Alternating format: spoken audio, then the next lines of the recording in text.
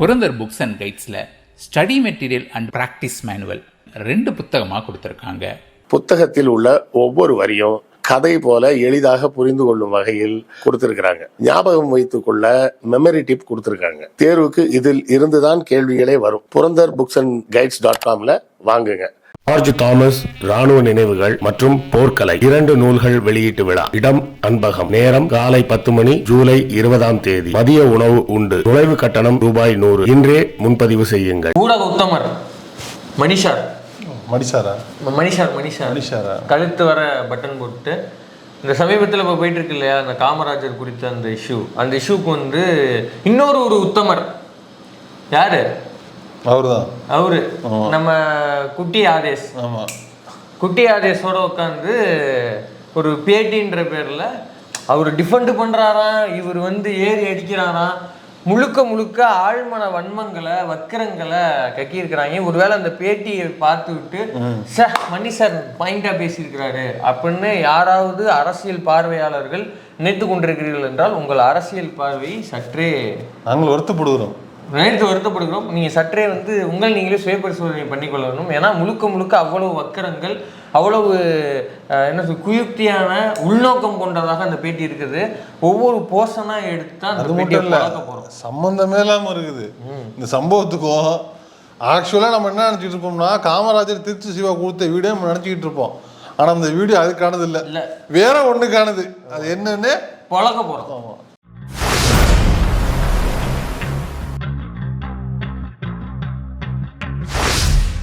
வழக்கமாக இது வந்து சல்லியாக நொறுக்கிட்டீங்களடா அந்த செக்மெண்ட்டுக்கு வர வேண்டியது. ஆனால் பேசியிருக்கிற நபர்கள் பேசியிருக்கிற இடம் வந்து நாராவாய்ங்கிறதுனால ஆமாம், அதனால வந்து அது வேண்டாம். ஏன்னா ஜனநாயகத்தை பற்றி பேசுவாங்க, ஆனால் ஜனநாயகம் நடந்துக்க மாட்டாங்க. நம்ம என்னதான் ஜனநாயகமாக எடுத்து நம்ம அந்த வீடியோ யூஸ் பண்ணால் கூட காப்பிரைட் இஷ்யூ. ஆமாம், அதனால வந்து அவ்வளோ ஜனநாயகமானவங்க. நம்ம அதனால அதை தவிர்த்துக்கலாம். முதல்ல அந்த வன்ம பேட்டின்னு வேண்டாம், அந்த வன்ம வாந்தியில என்னென்னலாம் கக்கி இருக்கிறாரு அப்படின்னா, எமர்ஜென்சியை வந்து எதிர்க்கவே இல்லை காமராஜ் அவர்கள். எமர்ஜென்சி வந்து கலைஞர் எதிர்க்கலையாமா? திமுகவோ கலைஞரோ முதல்வர் மாதம் எதிர்க்கவில்லை. எமர்ஜென்சி அறிவிச்ச 24 மணி நேரத்தில் இந்தியாவில் ஒரு மாநில கட்சி அதை எதிர்த்து கண்டன தீர்மானம் செயற்குழுவை கூட்டி கண்டன தீர்மானம் நிறைவேற்றினதுன்னா அது திராவிட முன்னேற்ற கழகம் தான், கலைஞர் அவர்கள் தான் அதை பண்ணது. ஆனால் வாய் கூசாம மூத்த பத்திரிகையாளர்னு தன்னை சொல்லி கொண்டிருக்கிற இவர் வந்து இப்படி பேசுறாரு. அப்படி மூத்த பத்திரிகையாளர் கிடையாது, அவர் ஈஃபோரியா. ஆமா, அவரே சொல்லியிருக்காரு. நம்ம ஈஃபோரியா அவரு அவரே சொல்லியிருக்காரு. ஈஃபோரியா மணி அவரு அவரே சொல்லுவார் பாருங்க. பச்சையா சொல்றேன், ஒரு அரிப்பு இருக்குது. அது ஒரு 10 நாள் சொல்லிச்சுக்கிறாங்க. மேபி நான் கூட எதுக்கு இவ்வளவு பெரிய பச்சை பொய்? இப்ப உங்களை என்னன்னு சொல்றது? அப்ப இதுலயே அரிப்பு சொல்லிட்டீங்க. ஈஃபோரியா வன்ம வெறி எல்லாத்தையும் பேசி பாயிண்ட் கிடைக்காதா? இல்ல உனக்கு என்னப்பா, நீ மணி ஈஃபோரியா எல்லாத்தையும் பேசிவிட்டு கடைசியா நாங்கள் வன்மத்தை தீர்த்து கொண்டோம், எங்கள் அரிப்புக்காக பேசிக்கொண்டோம் அப்படின்ட்டு போயிடுவேன். நீ அடிச்சுட்டு நாங்க தானே. உனக்கு என்னப்பா? இல்ல இந்த பேட்டிலே பாரு, 10 கம்பேரிசன் பாருங்க. திருச்சி பேட்டி முழுக்கவே அவர் திரும்பி ஒரே விஷயத்தான் சொல்றாரு. திருச்சி சிவா வந்து மிகவும் அற்பத்தனமான மனிதர், அற்ப புத்தி கொண்டவர். அவர் வந்து முழுக்க வந்து நிறுவ பார்க்கறது வந்து திருச்சி சிவா அவர்கள் வந்து ஒரு ரொம்பவும் மோசமான நபர், சீப்பான ஆள் அப்படின்னு தான் நிறுவ பார்க்கிறார். இதை பார்த்து விட்டு திராவிட முன்னேற்ற கழகத்தில் இருக்கிறவங்களோ இல்ல வந்து பெரியாரை அமைப்புகளோ ஜனநாயக சக்திகளோ இல்ல இந்த இஷ்யூனுடைய உண்மைத்தன்மையை உணர்ந்து கொண்டவர்கள் யாரும் தயவு செய்து மணி அவர்களுக்கு எதிராக ரியாக்ட் பண்ணாதீங்க. ஏன்னா அதை பண்ணணும்னு, அது அப்படி ஒண்ணு நடக்கணுங்கிறதுக்காக தான் திரும்பி அந்த விஷயத்த இந்த மெண்டலாம் பேச்சை கிட்ட எவனா கிளம்புவாடா. இது இந்த பேட்டியை பார்த்தா யாருக்கு எந்த கோபமும் வராது.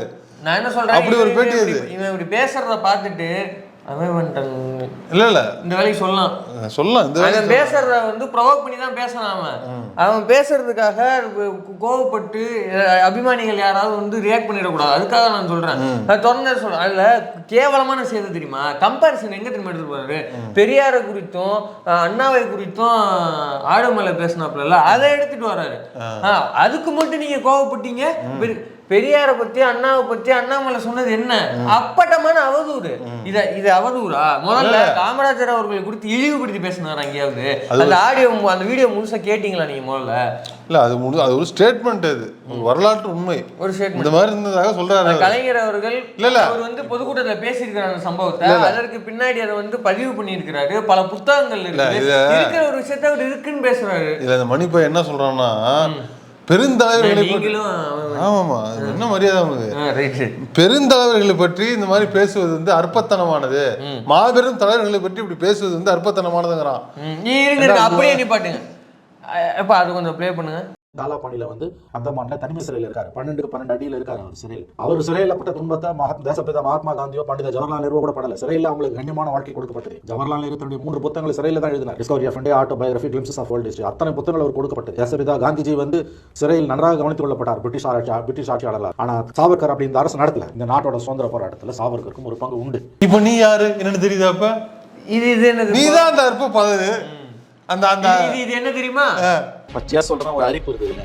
அது ஒரு 10 நாள் சோதிச்சுக்கினாங்க. மேபி நான் உட்பட இருக்கலாம். அவரே சொல்லிட்டாரு. அவ்வளவுதான். நீ வந்து அதான் கண்ணாடி தான் சார், கண்ணாடி சார், அது கண்ணாடி சார், கண்ணாடி சார், அது அப்படிதான் சொல்லணும். இல்ல உனக்கு வந்து பெருந்தலைவர்கள் குறித்து இந்த மாதிரி மாபெரும் தலைவர்கள் குறித்து இந்த மாதிரி பேசுறது வந்து அற்ப புத்தி, சீப் டெஸ்ட்ங்கிறாப்ல. அது மணிதான், அது மணி பயல் தான். அது இன்னொன்னு சொல்றேன், அதாவது காமராஜரை பத்தி திருச்சி சிவா பேசுனது வந்து கோவம் பொத்துட்டு இருந்துச்சான். ஏன்னு கேட்டா, இந்த மாதிரி தலைவர்கள் இப்படியா பேசுவது அப்படின்னு இவர் வந்து காமராஜரையும் வக்காலத்து வாங்கிட்டு வர்றாப்புல. ஏன்னா அவர் பெருந்தலைவரா.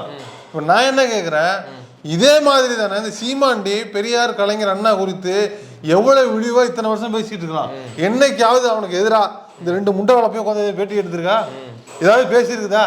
ஏண்டா காமராஜர் பெருந்தலைவர்னா அண்ணா, கலைஞர், பெரியார் மக்கள் செஞ்சது நீயே ஒத்துருக்கிறிய, அவங்க மாபெரும் தலைவர்கள் நீயே ஒத்துருக்கிற. அப்ப சீமான் பேசும்போதெல்லாம் நீங்க எங்க நொட்டா போயிருந்தீங்க? கலைஞர் மட்டும் இல்லை என்றால் போன்ற பிற்படுத்தப்பட்டவர்கள் இப்படி எல்லாம் அப்படின்னு சொல்ற இவர்கிட்ட உட்காந்து கலைஞர் குறித்து எவ்வளவு வக்கரமான வார்த்தைகள் இன்னை வரைக்கும் சீமான் பேசிட்டு இருக்கான். எப்படி பேசிட்டு சீமானை பத்தி என்ன பேசிருக்கிற? ஏன் தெரியுமா? நீ ஒரு ஈஃபோரியா பண்ணல. ஏன் தெரியுமா? அது இப்ப அவரே சொல்லுவாரு. பச்சையா சொல்றேன், ஒரு அரிப்பு இருக்குதுங்க. அது ஒரு 10 நாள் சோதிச்சுக்கினாங்க. மேபி நான் உட்பட இருக்கலாம். இப்ப இவரே வந்து பேசியிருக்காப்ல, கலைஞர் இல்லை என்றால், பெரியார் இல்லை என்றால், திராவிட இயக்கம் இல்லை என்றால் அப்படின்னு இவ்வளவையும் பல பேட்டியில பேசிவிட்டு இந்த பேட்டியில் என்னங்கிறாரு, திமுகவோ திகாவினரோ ஏன் திராவிட இயக்கங்கள் வந்து செய்யாத பல விஷயங்களை காமராஜர் அவர்கள் செய்தார். காமராஜர் செய்ததில் கொஞ்சம் கூட திராவிட இயக்கமோ திகாவோ திமுகவோ செய்யவே இல்லை, எல்லாமே அவர் செஞ்சதுதான் அப்படிங்கிறப்பல. திரும்பி இந்த இடத்துல நான் சொல்ல விரும்புறது, இதை அவர் தெரிஞ்சேதான் இந்த விஷயத்த பேசுறாரு. தயவு செய்து திராவிட இயக்க ஆதரவாளர்களோ பெரியாரிய, அம்பேத்கரிய, மார்க்சிய தோழர்களோ யாரும் கோவப்பட்டு மணியின் புரோக்கரேஜ் தன்மைகளை அம்பலப்படுத்துறேன் அப்படின்னா அவர் அட்டாக் பண்ண போகாதீங்க. அவர் அதைத்தான் விரும்புறாரு. அவர் டோட்டலா இதை ப்ரொவோக் பண்றதுக்காக தான் பேசுறாரு. ஏன்னா பச்சையா சொல்றேன், ஒரு அரிப்பு இருக்குதுங்க. அது ஒரு 10 நாள் சோதிச்சுக்கினாங்க. மேபி நான் உட்பட இருக்கலாம். இது தெரிஞ்சுதான் பண்றாப்புல. ஓகேவா? ஏன்னா திராவிட இயக்கம் என்ன செய்தது, யார் யாரை எங்கிருந்து எங்க கொண்டு வந்திருக்குங்களா அவருக்கு தெரியும். இவர் வந்து என்ன பண்றாரு, காமராஜர் அவர்கள் வந்து திராவிட இயக்கத்துல இருந்து அப்படி தள்ளி வைக்கிற வேலையை பாக்குறாராம். நினைச்சா இல்ல, எவன் நினைச்சாலும் அது முடியாது. காமராஜரே ஒரு திராவிடர் அவரே சொல்லிக்கிட்டாரு. இல்ல ரொம்ப சிம்பிள், பெரியார் ஃபாலோவர்னு அவரே சொல்லியிருக்காரு. காமராஜர் அவர்கள் வந்து ஒரு தேசிய எண்ணம் கொண்டவர் தான், அதுல மாற்றுக்கிறது கிடையாது. காந்தியாத கொள்கையை பிடிப்பா இருந்தவர் தான், அதுல மாற்றுக்கிறது கிடையாது. ஆனா அவர் யார், அவரே நல்லா சொல்லியிருக்கிறாரு. கலைஞர் அவர்களை குறித்து சொல்றப்போ என்னை போல ஒரு பிற்படுத்தப்பட்ட ஒடுக்கப்பட்ட சமூகத்திலிருந்து வர்றவர் வேற யாரு, கலைஞர் எல்லாம் வேற யாருன்னு அவரே கேட்டிருக்காரு. இல்ல அப்ப இருக்கும்போது அவருக்கு வந்து பார்ப்பனர் இல்லாதாருங்கிற அந்த தெளிவான பார்வை புரிதல் அவருக்கு வந்து இருந்திருக்குது. ரெண்டாவது அடிப்படையில் ஒரு சின்ன கேள்வி, ராஜகோபாலாச்சாரி எதற்காக காங்கிரஸ்ல இருந்து வெளில போகணும்? அவரா வகுப்பாரி அந்த பிரதிநிதித்துவ உரிமை உள்ளிட்ட அந்த விஷயங்கள்ல குலக்கல்வி எதிர்ப்புலாம் வந்து காமராஜர் அவர்கள் வந்து ரொம்ப ஸ்ட்ராங்கா திடமா இருக்கிறாரு. இந்த சிக்கல்கள்லாம் சேர்ந்ததுதான் அவர் அங்க வெளில போகுது. இப்ப இதுல இவ்வளவு திடமா ஸ்ட்ராங்கா இருப்பதற்கு அவருக்கு திராவிட இயக்கங்களோடு இருக்கிற அந்த தோழமை, அந்த நட்பு, அந்த எக்ஸ்சேஞ்சு, பெரியாரு, இவர்கள்லாம் தான் காரணம். அப்படி இருக்கும்போது நீங்க வந்து இந்த இடத்துல திராவிட இயக்கத்துல இருந்து தள்ளி வைக்கிறீங்க. பெரியார் தான் ஜெயிச்சாரு, பெரியார் பச்சை தமிழர் காமராஜர் சொல்லிதான் ஜெயிக்க வச்சாரு. இந்த ஹிஸ்டரி தெரியாதா? தெரியாது. திமுக வந்து அண்ணா வந்து ஒரு இது இடைத்தேர்தலில் வந்து காமராஜர் அவர்கள் எடுத்து போட்டியிடக்கூடாது அப்படின்னு அங்கே வந்து கேண்டிடேட் போடலை. ஏன்னா காமராஜர் அங்கே வந்து நம்ம ஆதரிக்கிறோம்னு அண்ணா பேசியிருக்காரு. அப்போ திராவிட இயக்கத்தோடு இன்னமும் வாக்கரசியல் வந்ததுக்கு அப்புறமும் கூட அவரோடு இணக்கமாகத்தான் இருந்திருக்கிறார்கள். ஆனால் இவர் வந்து அப்படியே பொத்தாம்பொதுவாக அவர் வந்து வெளில எடுக்கிற வேலையை பார்க்குறாரு. இது ரொம்ப என்ன சொல்ல, கேவலமான அற்பமான வேலை இது. ஏன்னா பச்சையா சொல்றேன், ஒரு அரிப்பு இருக்குதுல்ல, அது ஒரு 10 நாள் சொரிஞ்சுக்கினாங்க. மேபி நான் உட்பட அது மட்டும் இல்ல, இடையில இந்த 10 நிமிஷம் பேட்டி பேசும்போது இந்த வழக்கம் போல ஒரு சேட்டை பண்ணுவான் அந்த மணிப்பயல். என்ன தெரியுமா? சரி என்றாலும் சரி, தவறு என்றாலும் சரி, அது வென்றாலும் சரி, இது வென்றாலும் சரி, அது சரியா தவறோ அப்படின்னு ஒரு பாயிண்ட போட்டுட்டு போயிட்டே இருப்பான். இதுலயும் அதே மாதிரி போட்டிருக்காண்டா. ஒவ்வொரு விஷயத்துக்கும் திருச்சி சிவா சொல்லுவது சரியோ தவறோ அப்படின்ட்டு நைஸா அப்படியே போறது. எப்படி போகணும்? அது என்ன சரியா தவற போறது? அதுக்குதான் பஞ்சாயத்து அதுக்குதான் போயிட்டு இருக்குது. சரியோ தவறோ அப்படின்ட்டு என்னத்த நீ பேச போற? சரியா தவறா அத சொல்றா லூசு போல. அதை விட்டுவிட்டு சரியோ தவறோ அதை விட்டு என்னத்த பேச போற? வன்மத்தை ஓட்ட போற? ஓ வன்மம் என்னன்னு தெரியாது. ஏன் தெரியுமா? பச்சையா சொல்றேன், ஒரு அரிப்பு இருக்குதுல்ல, அது ஒரு 10 நாள் சொரிஞ்சுக்கினாங்க. மேபி நான் உட்பட நீங்க சொன்னது போல பிராது அது உண்மையா பொய்யாங்கிறது தான். அது சரி என்றாலும் சரி, இல்லை என்றாலும் சரி அப்படிங்கிறான். அதே போலதான் இதுக்கும் இந்த பாயிண்ட்டுக்கு தான் அண்ணாமலை கம்பாரிசன் வச்சுட்டு சொல்லிவிட்டு அது சரி என்றாலும் சரி, இதா இருந்தாலும் சரி, அதிகாரம் உங்க கையில இருக்குன்னு தானே தூக்கி போட்டீங்க. ஒருத்தன் அவதூறு பரப்புறவன் திட்டமிட்டு ஒரு இதை பரப்புறவன் மேல நீ வந்து சட்ட நடவடிக்கை எடுக்கக்கூடாது அப்படின்னு சொல்லிவிட்டு அப்புறம் மிதி விழுந்துட்டு சரி என்றாலும் சரி, தவறு என்றாலும் சரி மணி சீமானை வந்து சீமானுக்கு ரெப்ரசன்டேஷன் கொடுக்கறது இல்ல. இந்த மீன்ஸ் என்ன மசுரு கொடுக்கணும் கேட்கறேன் நான். என்ன மயிருக்கு கொடுக்கணும் அவனுக்கு? அவன் என்ன களை நட்டானா, வந்து அம்மி அரைத்தானா, நாட்டு நட்டானா, களையை பிடிக்கினானா? அவன் மயிரைத்தான் பிடுங்கினான். அவனுக்கு எதுக்கு வந்து மெயின் ஸ்ட்ரீம் வந்து இடம் கொடுக்கணும்? அது மட்டும் இல்ல, அவன் கூட சிபிஎம் சிபிஐ விசிகாவை கம்பேர் பண்றானா உனக்கு எவ்வளவு திமிரு இருக்கும்? உனக்கு திமிரு இல்ல, அறிவு குறைச்சல். ஏன்னா நீ இப்ப கும்பலு என்ன பேசி விட்டு போயிடுவேன். ஏன்னா பச்சையா சொல்றேன், ஒரு அரிப்பு இருக்குதுல்ல, அது ஒரு 10 நாள் சொரிஞ்சுக்கினாங்க. மேபி நான் உட்பட லூசு பயல மணி பயல சிபிஐ சிபிஎம் விசிகா கூட கொண்டு அந்த பயல நீ கம்பேர் பண்றியா? உனக்கு அறிவு இருக்கு? அதாவது அவங்களோட இது என்ன, ரெக்கார்டு என்ன, ஹிஸ்டரி என்ன? அவனும் இவனும் ஒன்னா? ஏண்டா ஓட் 4 அவங்க எல்லாரும் எம்எல்ஏ எம்பி வச்சிருக்காங்க. இவன் என்ன வச்சிருக்கான்? என்ன மசுர அங்கீகாரம் பண்ணிருக்காங்க மக்கள்? ரொம்ப சிம்பிள். இப்ப தலைவர் அவர்கள் தொடர்ந்து கட்சி அங்கீகாரம் பெற்றதுல இருந்து இது 5 முறை ஆட்சி அமைத்ததுக்கு சமம் அப்படின்னு சொல்றாரு. அப்படின்னா அரசியல் பண்றது இருக்குல்ல, இந்த ஈஃபோரியா கும்பல் நடுவுல அரசியல் பண்றது. மீடியா ரெப்ரசன்டேஷன் சொல்றாப்புல, நான் திரும்பி கேட்கறேன், திராவிட இயக்கத்துக்கு மெயின் ஸ்ட்ரீம்ல மூல ரெப்ரசன்டேஷன் சரியா இருக்குதா இன்னைய வரைக்கும்? அதாவது ஆட்சியவே வந்து பிடிச்சாச்சு, 2-3 முறைக்கு மேல ஆட்சியவே பிடிச்சாச்சு. ஆனாலும் மீடியா ரெப்ரசன்டேஷன் திராவிட இயக்கத்துக்கு என்ன லெவல் இருக்கு? இல்ல இன்னும் குறிப்பா பேசல, சீமானுக்கு ரெப்ரசன்டேஷன் கேட்டு வர்றாருல, விசிகாக்கு அவர் கேட்டிருக்காரு. விசிகாவை சிபிஎம் சிபிஐ அப்படியே வந்து இப்படியே இடது கையில தண்டு போறாருல. என்னைக்காவது விசிகா கேட்டிருக்கீங்களா? விசிகாவுடைய இந்த இது இருக்குல்ல, சீட் ஷேரிங் விஷயம் மட்டும் முதல் பக்கத்துல, அதுவும் குறிப்பா விஜய் வந்ததுக்கு அப்புறம் அதை ஹைலைட் பண்ணி சில ஊடகங்கள் போடுது. அதுக்கான நோக்கம் என்னங்கிற அதையே தலைவர் எக்ஸ்போஸ் பண்ணாரு. நம்ம விஜய்க்கு கொடுக்குற அந்த ரெப்ரசன்டேஷன், அந்த அவங்க ரஜினிக்கு கொடுத்த அந்த ரெப்ரசன்டேஷன், பிஜேபி கொடுத்த அந்த ரெப்ரசன்டேஷனை விசிகாவுக்கு ஏன் கொடுக்கலன்னு எவனாவே பேசிருக்கீங்களா? சீமானுக்கு போயிட்டா. ஏன்னா ரஜினி பிஜேபி விஜய் வரிசையில் சீமானு வரா. ஏன்னா நீ சீமானு பேசிட்டு இருக்க. இப்ப ரொம்ப சிம்பிள், சாதி ஒழிப்பே மக்கள் விடுதலைங்கிறத மோட்டோவை வச்சு கட்சியினுடைய கொள்கைகள் அனைத்தும் சனாதனத்துக்கு சனாதன கொள்கைகளுக்கு எதிர்ப்பாக வச்சு ஒரு ஆன்டி சென்டிமெண்ட் பார்ட்டியாகவே விசிகாவை வந்து வளர்த்தெடுத்து எலெக்ஷன் அங்கீகாரம் பெற்று கட்சி அங்கீகாரம் பெற்றிருக்கிறாங்க. சாதாரண விஷயமா? நீ நேக்கா கொண்டு போய் சீமானோட இந்த லூசு போய் சொல்ற சிபிஐ சிபிஎம் விசிகா இவங்கெல்லாம் டெய்லி போராட்டம் பண்றாங்க, டெய்லி வேலை பார்க்குறாங்க, மக்கள்கிட்ட போய் நிற்கிறாங்க, மக்களுக்காக போராடுறாங்க, எல்லா பிரச்சனையிலும் வந்து தீர்வு எடுத்து கொடுக்குறாங்க. போராடுறது இல்லை, போய் நின்றுட்டு சும்மா கூச்சல் போட்டு வந்துடுறது இல்லை. எல்லா பிரச்சனையும் கையில் எடுத்தாங்கன்னா அந்த வழக்கறிஞர் அணி அதுக்கு தீர்வு கொடுக்கும், இல்லை மக்கள் ஃபாலோ பண்ணுவாங்க, அதை வந்து பிரச்சனையை வந்து தீர்த்து கொடுப்பாங்க. இந்த லூசு பய சீமாண்டி இருக்கானா, எதுக்காக நின்று இருக்கா? மக்களுக்காக சொந்த போராட்டம் இல்லை, எந்த பிரச்சனை இருக்காங்க. இப்போ சரி சீமானுக்கு ரெப்ரசன்டேஷன் கொடுப்போம், மெயின் ஸ்ட்ரீம்ல என்னத்தை பேசலாம்? அவன் வந்து விஜயலட்சுமி கேஸ் கொடுத்துச்சு 7 தடவை கருக்கலைப்பு செஞ்சான், என்ன அப்படி பண்ணா இப்படி பண்ணா, என்னது காசை பிடிங்கிட்டான், என் வாழ்க்கையை அழிச்சிட்டான். அதை பேசுவோமா மெயின் ஸ்ட்ரீம்ல? பேசுவோமா? இப்போ வந்து சிபி சந்தர்னு ஒருத்தர் பிசிகால இருந்து அவரு தனியா ஒரு புகார் எழுதுனா அப்படி 5 பேர் சொல்லி இது இவ்வளவு பேர் வாழ்க்கையை சீரழிச்சிட்டு இருக்கிறான், அவன் பணம் எடுத்த போது என்ன பண்ணான்னு தெரியாதா அப்படின்னு அவரு ஒரு சீட்டு போட்டாரு. அதை மெயின் ஸ்ட்ரீம்ல பேசுவோமா? டேவிட் பீட்டர் போனே எடுக்க மாட்டேங்கிறான். அது பேசுவோமா? மாமியார்ட்ட வந்து வரதட்சணை ஏதோ இடம் கேட்டான்னு சொன்னானே அதை பேசுவோமா? பெரியாரை கொடுத்து அவதூறா பேசுனானே அதை பேசுவோமா? முக்கியமான பாயிண்ட் என்னது? இவரு அந்த ஒளிப்பதிவாளர் வந்து நியூஸ் 18ல டிபேட் கூப்பிட்டார்ல, ஓப்பன் டிபேட் வாங்கன்னு சொன்னாங்க. அதுக்கு வரவே இல்லையே. அதை பத்தி பேசுவோமா? இப்போ இவனை பத்தி பேசுறதுக்கு ஒண்ணும் இல்ல, அவன் ஒரு புழுகு மூட்டை.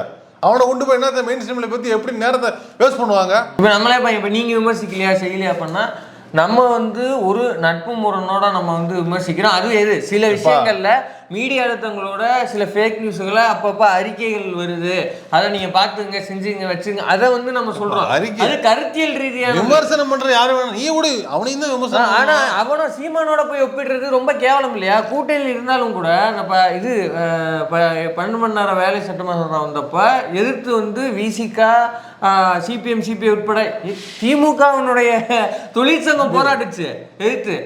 இது சாம்சங்ல அவங்க வந்து தொடர்ந்து போராடிட்டு இருந்தாங்க, அதுக்கு நம்ம வந்து ஆதரிச்சிருக்கோம். ஸோ இப்படி கூட்டணியில் இருந்தாலும் கூட எதிர்த்து போராட்டங்கள் நடத்திட்டு இருக்கிறாங்க.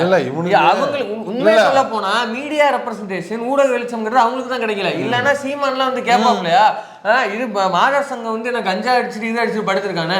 மாதர் சங்கம் நடத்தின போராட்டங்கள் எத்தனை போராட்டங்கள் உங்க மீடியா ரெப்ரசென்ட் பண்ணுச்சு? அதை என்னைக்கே நீங்க கேட்டிருக்கீங்களா? எவ்வளவு விஷயங்கள் அவங்க பண்ணிட்டு இருக்காங்க.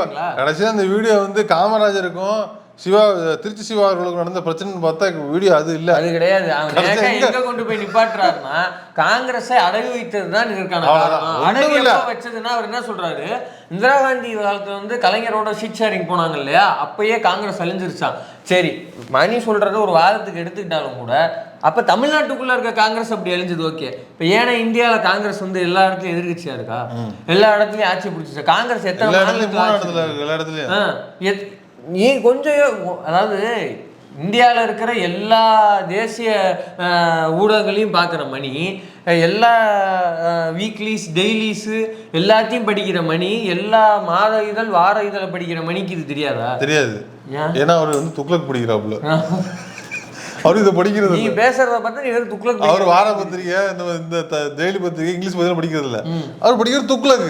அதெல்லாம் அப்படிதான் இருக்கும், அப்படிதான் இருக்கும். தமிழ்நாட்டில் அழிஞ்சதுக்கு திமுக காரணம்னா அப்ப ஏன்னா இந்தியாவில காங்கிரஸ் அழிஞ்சதுக்கு யாரு காரணம்? ஒரு அளவீடு வச்சு பார்த்தா எவ்வளவு அபத்தமா இருக்கு இந்த வீடியோ. கடைசியா நம்ம பாத்துக்கிட்டே வந்தோம்னா சரி ஏதோ பேசுறாமல இருக்க ஆளுனா சத்தியமா சொல்றாங்க, அந்த ஃபர்ஸ்ட் 1 நிமிஷம் இன்ட்ரோல இருக்கு பாருங்க, அதுதான் 10 நிமிஷம் திரும்ப பேசி வச்சிருக்கிறான். அற்ப மனிதர், சீப் டேஸ்ட், குயுக்தி உள்ள மனிதர், அந்த மனிதர் இந்த மனிதர் கண்ணாடியை பார்த்தே பேசிட்டு இருக்கலாம். கடைசியா முடிக்கும் போதுதான் தெரியுது இந்த லூசு பயலுக திமுக கூட்டணியில இருந்து பிற கட்சிகளை பிரிக்கும் ஒரு வீடியோக்கள் இருக்குல்ல, அந்த வீடியோக்கள்லாம் இந்த வீடியோ வருது. அவ்வளவுதான், வேற ஒரு விஷயம் இல்ல. பேசுறவங்களோட யோகியதையும் நம்ம இங்க இடத்துல சொல்லி ஆகணும்.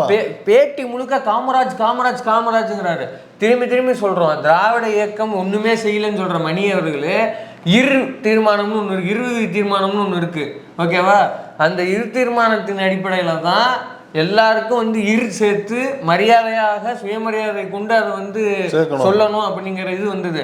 காமராஜர் அப்படின்னு தான் இது வரைக்கும் பேசிக்கிட்டு இருக்கோம், இது வரைக்கும் எல்லாரும் வீடியோ போட்டிருக்கான். இவர் மட்டும் காமராஜ், ஏன் உங்க வாழ்க்கை உங்க வாயில வந்து காமராஜர் அப்படின்னு வராதா? ஏன் காமராஜ்ன்னு தான் வருமா? அப்ப நீங்க தான் அற்ப மனிதர், நீங்க தான் குயிட்டான மனிதர். ஆப்போசிட்ல உட்காந்துருக்க உத்தம யாரு தெரியுமில்ல? குட்டி மாதேஷ். இந்த குட்டி மாதேஷ் முருகன் மாநாடு நடந்துச்சுல, சங்கிகள் நடத்துற முருகன் மாநாடு இருக்குல்ல, இந்து முன்னணி நடத்துறது, அந்த முருகன் மாநாடுக்கு ஆடு போட்டான் சேனல்ல. பாஜக எதிர்ப்பாரா ஆர்எஸ்எஸ் காரன்ட்டு ஆடு வாங்கி போட்டுக்குவாங்க. நீங்க எல்லாம் சேர்ந்து வந்து அரசியல் விமர்சனத்தை பண்றீங்க, நாங்க நம்பணும். முழுக்க இது வந்து காங்கிரஸை எப்படியாவது திமுக கூட்டணியிலிருந்து பிரித்து விட வேண்டும், அவங்கள ப்ரொவோக் பண்ணணும். அதே போல இந்த சைடு திமுக ஆதரவு மண்டலம் இருக்கவங்களை ப்ரொவோக் பண்ணுங்கிற அடிப்படையிலே எடுக்கப்பட்டது தான். ஏன்னா எடுத்தவன் வந்து குட்டி மாதேஷ், அதை வச்சுட்டு அவரு டிஃபெண்ட் பண்றாராம் பயங்கரமா. அவன் ஒரு இது ஆப்போசிட்ல இவரு, இவங்க 2 பேர் சேர்ந்து இந்த வீடியோ பண்ணிருக்காங்க. இவங்க பூரா ஈஃபோரியா கும்பல் இப்ப பேசுவாங்க. இன்னும் ஒரு 2 வருஷம் கழிச்சு ஆமாங்க நாங்க அன்று கொஞ்சம் மாதிரி போய் தெரிந்து கொண்டோம், அப்படின்னு வெட்டமே இல்ல. உண்மை என்று தெரிந்தாலும் நாங்கள் அரிப்பு தீர்த்து கொண்டோம் அப்படின்னு சொல்லுவாரு. ஏன்னா பச்சையா சொல்றேன், ஒரு அரிப்பு இருக்குதுல்ல, அது ஒரு 10 நாள் சொரிஞ்சுக்கணும். மேபி நான் உட்பட இருக்கலாம்.